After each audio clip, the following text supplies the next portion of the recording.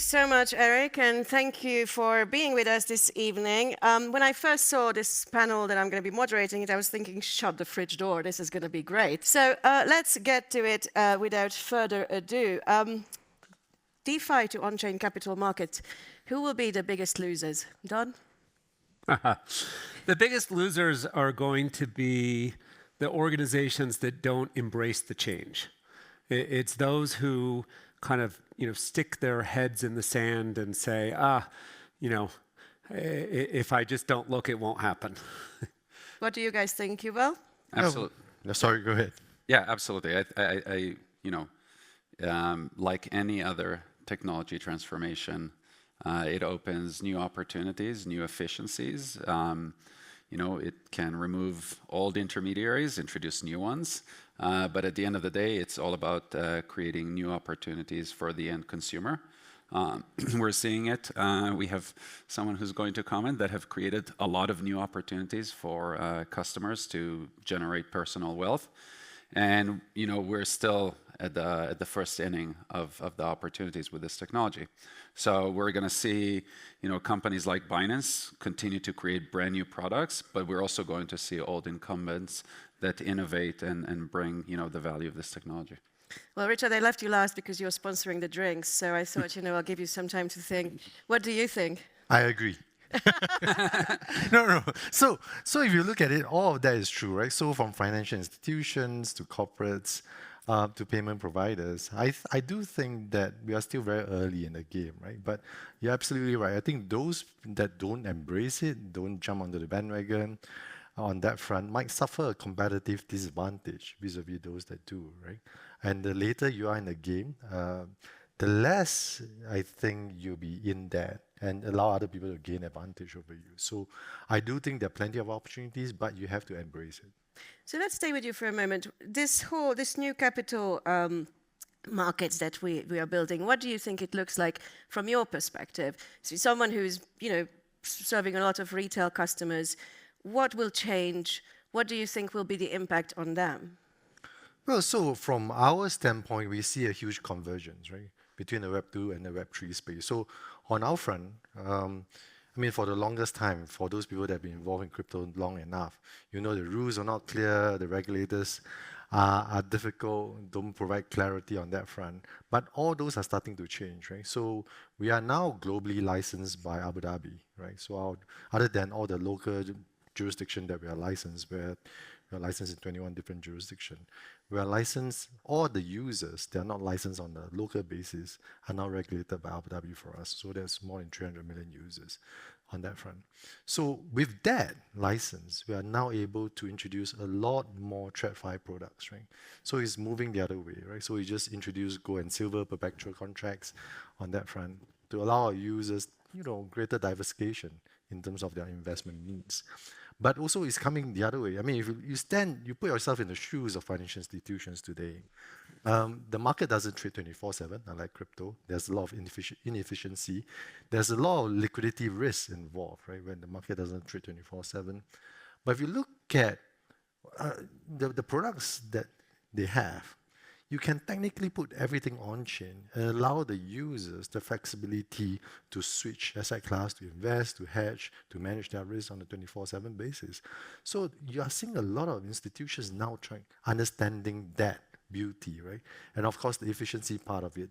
Middle and back office today, there's still a lot of stuff. It can be totally replaced or substantially replaced if you utilize AI together with blockchain on that front, right? So now they're understanding that, and you're going to see a lot of embracement on that front. And I do think the deployment is going to come very quickly. So no more fax machines, huh? Yeah. Well? Yeah, I think that when you look at crypto today, it's around $3 trillion worth of asset. And when you look at some of the RWAs, when you look at new issuance, it's roughly, I think, $20 to $30 billion worth of assets. And that is extremely exciting. I think that what the industry have done to date, which I think Richard was alluding to, is we have a paradigm shift in user experience and user expectation, meaning I have assets, I want to be able to trade them 24/7, I want to be able to also lend or borrow against my assets 24/7. I want to be able to go to the best place where I get the best rate when I pledge my assets as collateral. And this today is not available in TradFi world.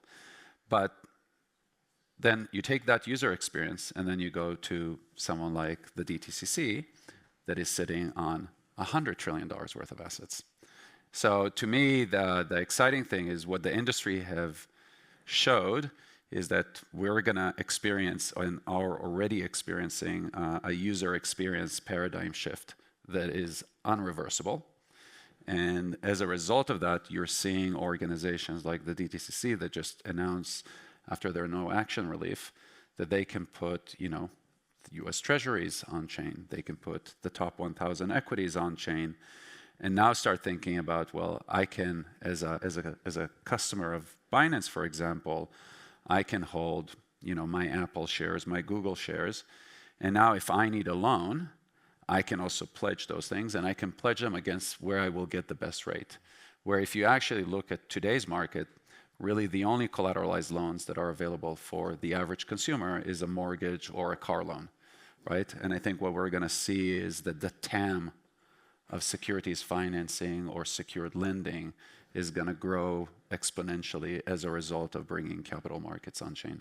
Going to leave Europe at an interesting place, I guess. Don, how does this, what you're seeing today developing in terms of this new shape of the market, is that what you expected 10 years ago when you first started to get involved in this space? Yeah, I mean, I have the unfortunate, predilection to always think these things are going to happen faster than they do. So, when I was standing in the trading floor in the trading pit in Chicago, I was like, if this place doesn't become totally electronic and by the year 2000, it's going to be out of business. And I was completely wrong. I mean, these things persist much longer than you think. Now, you need to let us catch up. Having said that, what's happening now is happening at a much faster pace. And that's super exciting. I mean, this convergence of the two spaces that, I think 5 years ago even, most people in TradFi said, no major financial institution will ever transact on a public chain. Okay, well, we've agreed that that was a silly worldview, and now, we have this huge unlock as the plumbing gets put together to enable tokenized real-world assets to go on public chains, on Canton with the DTCC announcement. And, we're going to see a lot of these things happen in 2026. This is super exciting. What does this look like? So we mentioned back office, middle office.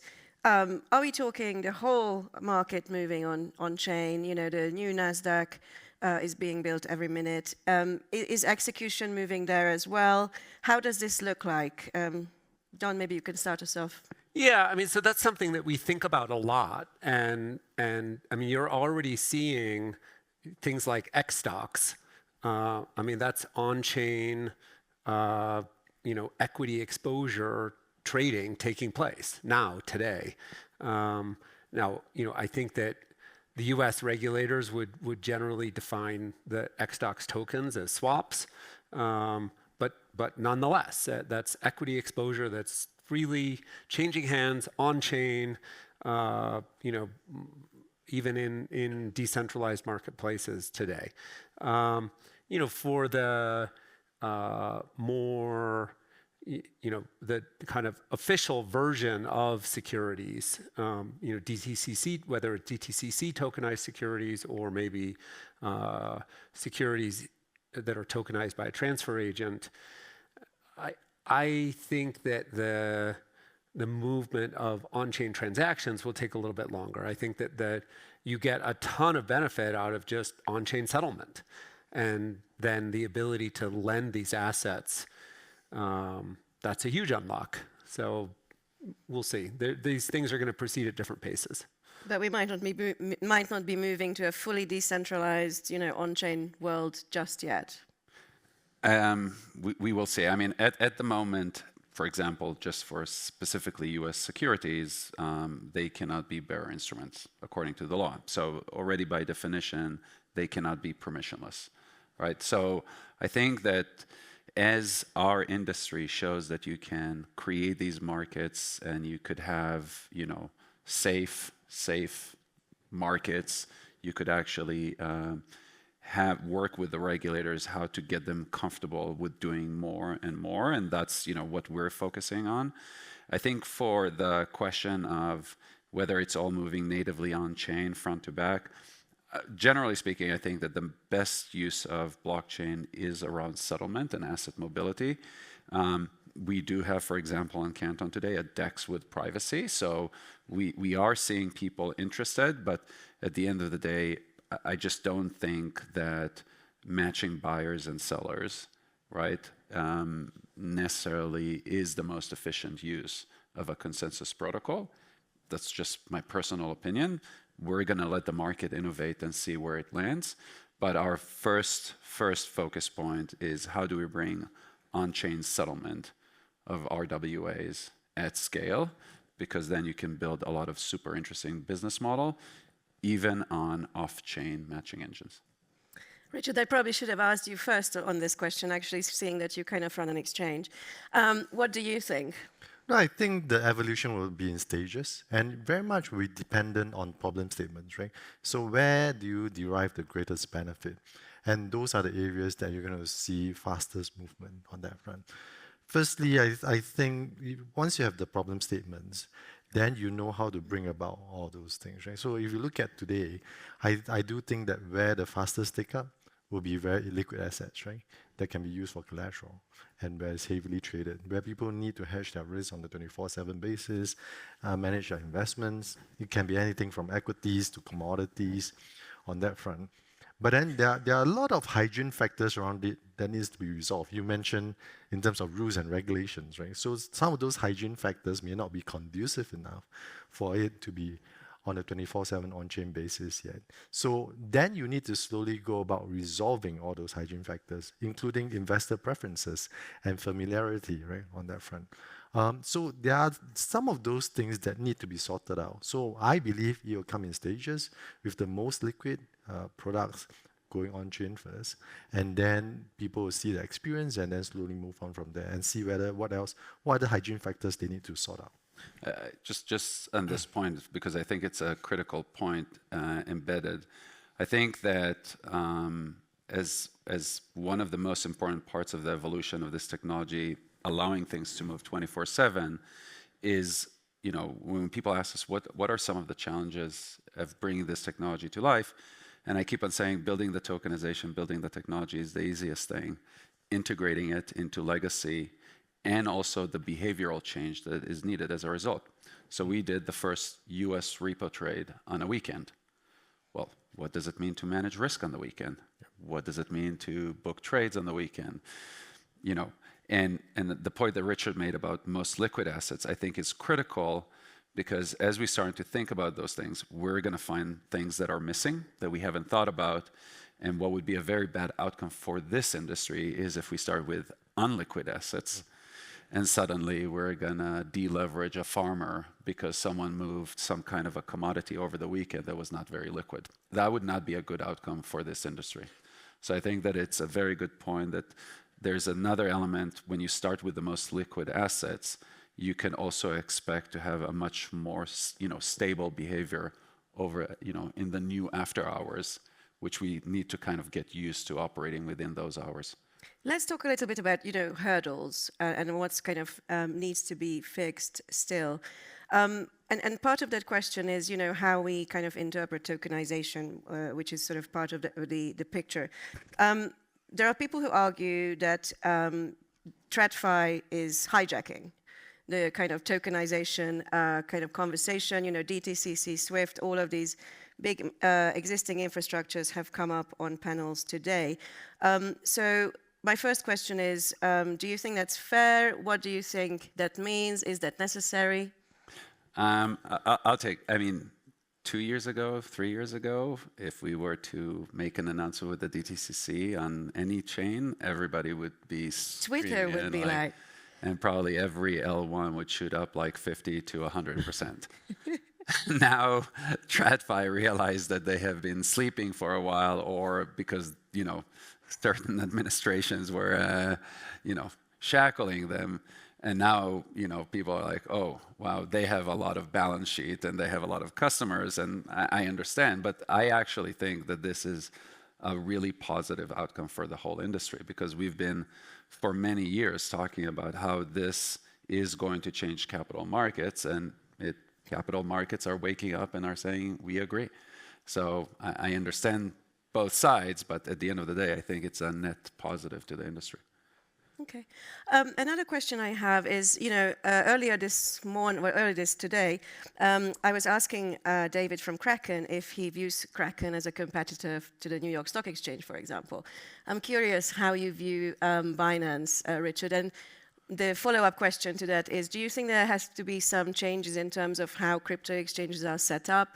Because at the moment, there's a lot of sort of brokerage element there as well. It's not exactly how the World Federation of Exchanges would define an exchange. Well, it's not quite. So it's not a like-for-like comparison currently, right? So if you look at how traditional exchanges are set up, you have a clearinghouse, you have broker-dealer members, etc. Whereas in Web3 space, we do everything ourselves. It's vertically integrated, right? So all the way from customer onboarding. Normally, in traditional exchange, you go through a broker-dealer on that front, right? So broking house will do those. So exchange is purely matching, right? So we have gone beyond that on that front. So we integrated everything, including on the custody, clearing, etc. And the technology is different that allows us efficiency that resolve a lot of traditional issues. But we have started this industry, and 16, 17 years ago, is mainly embraced by the retail. The institutions, the corporates not in. That has changed quite drastically in the last 2 years. But we still quite a fair bit of distance compared to the traditional exchanges in terms of depth of marketplace liquidity, right? So it needs some catching up on that front. Would it be a competitor in future? I think once the convergence takes place, once you go the other way, and once the traditional exchange comes this way, then you start to see much greater competition, but not at this point in time, because the trading group, the trading pattern, behavior, the risk appetite is totally different between the current two groups of users on those fronts. Could you see yourselves buying a traditional exchange, or do you think it's more likely that a traditional exchange would buy you? I do think that you're going to see movement on both fronts. Right? So you have really seen some movement, I think, in terms of Web3 space trying to acquire, and the other side coming this way as well. So you're going to see convergence on that front. So if you look at, a lot of people ask me, do I see consolidation within crypto industry among exchanges? I mean, if you look at it, there are thousands of exchanges, but if you look at liquidity, it's just concentrated in a few big ones, right? So would there be consolidation? I actually think that acquisition will come from the Web2 players to acquire some of these small exchanges. For example, do the big players need to acquire some of the smaller players? Not really, if you look at it, because you really offer very deep liquidity to your existing users, right? Can you add further product suites, further product class? You do that by acquiring some of the other providers that's not within the ecosystem, right? So you see acquisition going the other way as well. Don, I'm curious about your view on this kind of changing competitive landscape. You've seen sort of these step changes that markets go through. How do you think this one is going to go? Yeah, I mean, I think it's coming from both sides, right? And we've already seen some examples of this, right? Polymarket was entirely offshore, and then they came onshore through a DCM/DCO acquisition. Kind of makes sense, right? As far as the crypto exchanges becoming more institutional, the place where the crossover happens is if they start operating in the regulated space. Are they operating a DCM and DCO? I'm sure many crypto exchanges will operate DCMs and DCOs. Once they do that, they'll be subject to the normal rules that onshore US DCMs and DCOs operate under. They'll have less flexibility to do some of the things that they're used to doing. Things like, I don't know, auto deleveraging. I don't think that the US regulators are going to tolerate that. But I mean, that's not a bad thing. And then, yeah, we're seeing it the other way, right? We're seeing stock exchanges kind of push to be able to list crypto in, in SEC-regulated platforms. I mean, we'll see how that happens. Same thing in the option space. There's kind of discussion around that. So, yeah, it's going to converge, but it's going to converge into the rule books of those different regulations as it happens. What do you think is the biggest issue that the space needs to solve, the crypto space, so that TradFi can embrace it more? I think that thinking about this through the lens of equity markets is a good way to think about it, because equity markets are obviously so important as a innovation driver, and the SEC has a lot of rules in place. Some of them seem a little bit archaic. Some of them, probably could be updated, but at the end of the day, those rules are designed to protect investors. And if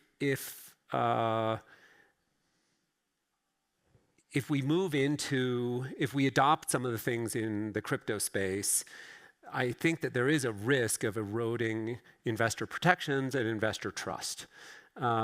And so I think that those are some of the things that need to be addressed. I mean, issues around like, MEV, I mean, nobody cares that much in the crypto space, but I think that if people start reordering transactions in equities so that,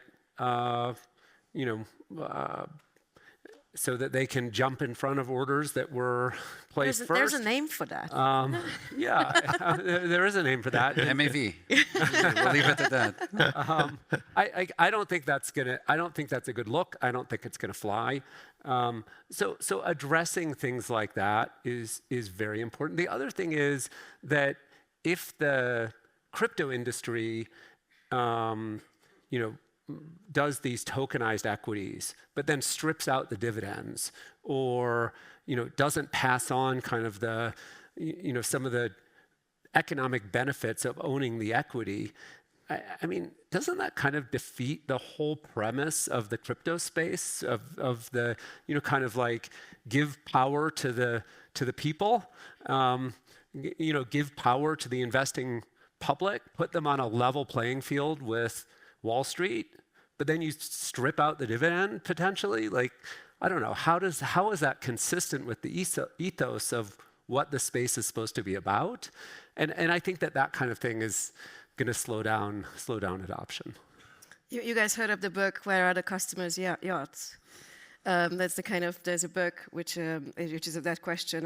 A bank took a customer to Monaco and said, "Look at all those yachts. That's mine. That's Goldman's, whatever." He said, "Where are the customers?" And so there's a book about this to TradFi. Anyway, let's talk about yield. There's a lot of, yield is in the news. It's a very key area at the moment, especially with the market structure bill. Where is this yield coming from? Because there are, there's a lot of kind of questions, I guess, in DeFi where yield would be coming from. Any thoughts on what should be probably stripped out as we kind of grow up as a space? Richard, Yuval, one of you want to kick us off? Not quite sure. I mean, I think we have to see, right? There's always efficiency to be gained, and the more you can pull people together, you can pull a critical mass together. I do think that there are a lot of places where you can really squeeze out additional yields on that front. But I just want to go back to the previous question. I think that some of you that know me know I'm an ex-regulator. So one of the biggest challenge, my view, have always been and will be enabling regulations, right? So I got involved in crypto in 2017, 2018. And since then, my thesis is that this industry will only grow with clear regulations. I think all those that are based in the States will know. Compared, 2 to 3 years ago, it's a totally different environment compared to what you have today. But if you imagine, digression on that front, again, with things like Genius Act coming through, market structure bill, it provide a lot of clarity, and that's where all the financial institutions, the TradFi players are coming in, right? But without Genius Act, I don't think stablecoin will take off in as quick a fashion, and as much crypto adoption will come through as quickly, right? Even on stablecoins, right? So I think it's extremely critical to continue to provide those clarity, because the first 5% of crypto adoption, it can be embraced by early adopters, by crypto natives, by people that really believe in this technology. But beyond that, if you go to the masses, a lot of them do not understand that much. And they're looking for transparency, they're looking for clear rules on that front to govern this industry so that they have the confidence to partake in this industry. So just going back to that point, I do think that regulation remains one of the biggest challenge, not in the States, but across the globe. Any thoughts on that, Yuval? No, listen, I think that, if we think about the theme, I think that, we've had a lot of conversations with regulators recently, and I think what, in my opinion, really opened their eyes is that, yes, it's going to be incredible for the industry if the Clarity Act passes, but what we've shown, and to be honest, when we've built Canton, we haven't built it with mission statement, regulation needs to change for this to work. And our thesis was we were going after these markets. We do close to 10% of the US repo market today on chain. We didn't wait for the Clarity Act for that to happen. So, what we have been really thinking about is you could actually evolve with the regulatory landscape as long as you understand what are the constraints of some of the businesses, the institutions that you want to onboard, what are their fiduciary duties to their clients. When you have those things in mind and you build products to solve for those things, we've actually seen regulators not only been, open to discuss, have actually been supportive. Like we've had regulators ask, can we participate in some of these, test trades, so we can actually also understand what are the opportunities for us to regulators to help advance this market. Would you have done this trade on Saturday 2 years ago? Absolutely. Yeah, the kind of regulatory stance, the change hasn't had an impact. We have been working with TradFi for, I say sometimes to people, we launched Canton, the coin, in the US. Our foundation have been in the US. We launched the coin in, with a lot of US publicly. TradeWeb was one of the first, validators on the network. Broadridge was one of the first validators on the network. And we did it during the Biden administration. So who cares about regulation, huh? It's not who cares about regulation. It's actually you care a lot about regulation and you think about that. And when you do, you can convince highly risk-averse entities to do it in not a very pro-crypto administration. Let's talk a little bit, and we'll get to the audience questions in a couple of minutes, but let's talk a little bit about risks, because everything is like rosy right now, right? It's all looking great. Convergence of TradFi, if anything, it's now the crypto space is a bit more nervous about what that means, but it's looking good, right? Everyone's quite optimistic. So what could burst this bubble, do you think, John? I mean, with the adoption of any new technology, lots of things can go wrong. I think the biggest thing that can go wrong is a loss of trust. We saw FTX blow up, right? I mean, that set the industry back a very long time. And so I think here is the same thing. I think that, there are all these, intermediaries that are tokenizing things, putting them on chain, and as far as I know, they're all, good actors. They're transparent about what they're doing. They're, describing what they're doing as giving equity exposure or giving exposure to whatever the asset is. But, if there's a so-called rug pull in a place like that, that would set the industry back, big time. So hopefully we've gotten all the bad actors out of crypto through the previous cycles, but you never know. You never know. Can I touch Please on that? I think that the risk with what we're doing now with RWAs is much greater. I think that the point about FTX is a very good one.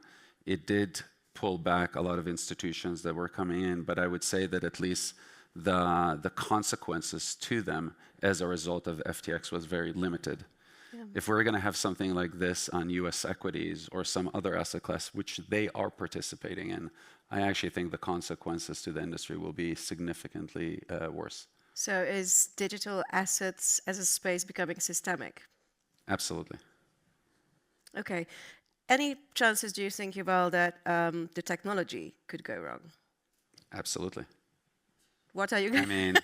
I give this example. I mean, how many years ago was it found that, SSH has an overflow bug after how many years that the internet was in production? I mean, the technology inherently has risk, right? And it's not just the technology going wrong. This is why I said that, there's multiple elements.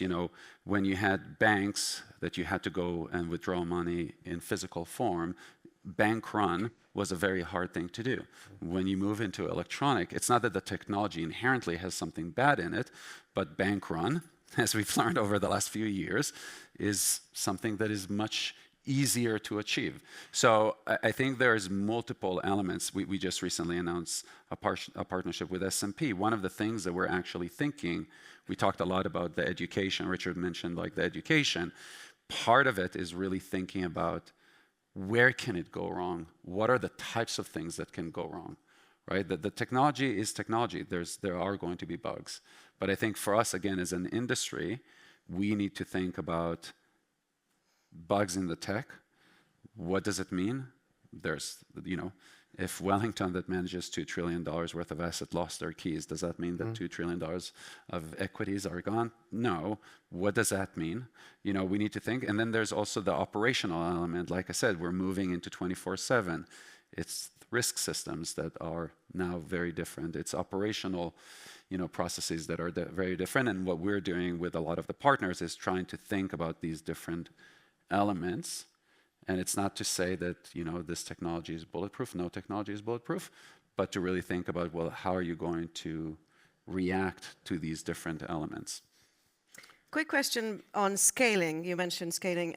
So to the panel, I'm often on press calls, and sometimes I'm really, really taken aback by how far behind, the mainstream press is compared to the world of crypto. So that disconnect of people saying, the opinion editor of the FT going, well, first you have to convince me why we need stable coins. This was like a month ago. So what does that mean for scaling, do you guys think? And maybe Richard, you can kick us off. Well, there's always biasness in terms of report, right? I mean, yeah, but it's kind of real, though. Real people think the challenge is, if you look at traditional media today, it's not the readership has gone down drastically, right? So positive news get no readers. But no, sorry, I'm going to stop you, because my point with the media is that I think they reflect... You're no longer there. No, you don't need to defend them. No, but it's not the media. It's the messengers. It's the people. Do you think it's an issue that Mrs. Jones in Brighton has no idea about this? Does she need to know about this? Yeah. So the lack of appreciation and lack of understanding remains one of the biggest challenges within this space, right? So who read those papers, right? You'll be the regulators, you'll be the older stakeholders, people 40s, 50s, 60s, right? So if you look at the younger crowd, they don't get their information from all those anymore, right? But unfortunately, the regulators still do. Some of the top honchos of financial institutions still do.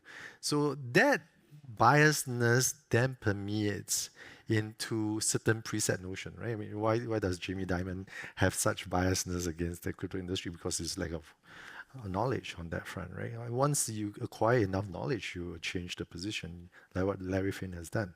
So you're absolutely right.